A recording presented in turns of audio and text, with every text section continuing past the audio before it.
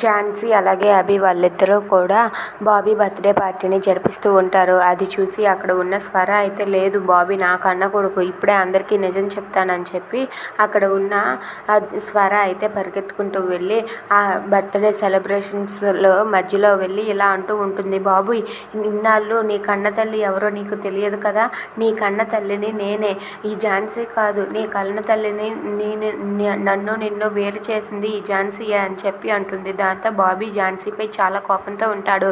ఇక బర్త్డేని అయితే వాళ్ళు సెలబ్రేట్ చేస్తూ ఉంటారు. అలా స్వర అభి వాళ్ళిద్దరూ కలిసి బాబీకి దగ్గరుండి కేక్ కటింగ్ చేయిస్తూ ఉంటారు.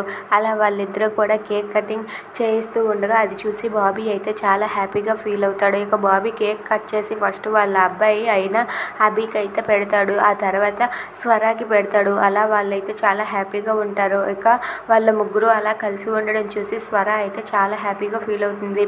ఇక బాబీ ఇక తన దగ్గరికి రావడంతో బాబీ ఇక తనతో కలిసి క్లోజ్గా ఉండటంతో స్వర చాలా సంతోషిస్తుంది. ఇక బాబీ కూడా స్వరయే తన కన్న తల్లి అని నిజం తెలిసి చాలా సంతోషిస్తూ ఉంటాడు.